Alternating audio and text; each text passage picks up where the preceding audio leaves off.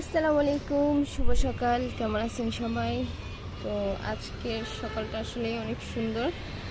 একে তো খুব মিষ্টি একটা স্নিগ্ধ বাতাস, তার উপরে রোদ ঝলমলে আকাশ, তো ভালোই লাগছে।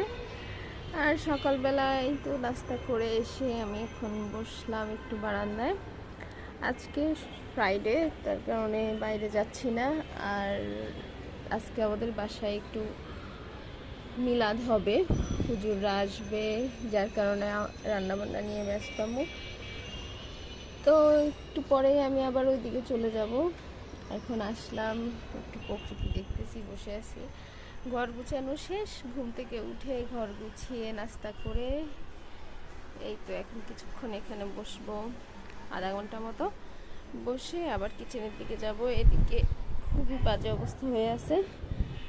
নয়নতারা গাছটা লাগানো হয়েছে টবে, আর আর গোলাপ গাছটা এখনো টবে তোলা হয় নাই। আসলে এটার জন্য টব এখনো নেওয়া হয় নাই।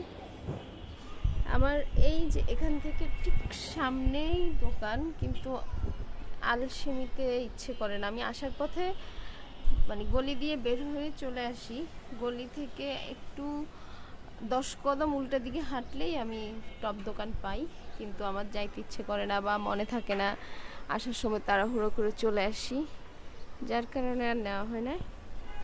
আর এই যে অ্যারোমেটিক জেসমিনগুলো অনেকগুলো ফুটছে, কিন্তু একটা দুঃখজনক ব্যাপার হচ্ছে এইবার আমার মানে এটা যখন আমি কিনে আনছিলাম তখন যে ফুলগুলা ছিল, ওই ফুলে কিন্তু প্রচুর গ্রান ছিল, মানে অসম্ভব রকমের গ্রান ছিল। পুরা বারান্দা, এমনকি মানে রুমের ভিতরে পর্যন্ত এটার গ্রান যাইতো। কিন্তু এখন যে ফুলগুলো ফুটতেছে এগুলো বিশাল সাইজের ফুল ফুটতেছে, কিন্তু কোনো গ্রান নাই, একদম একটা ফুলেও কোনো গ্রান নাই, এগুলো জাস্ট ফুটেই আছে, এইরকম হচ্ছে এটার অবস্থা।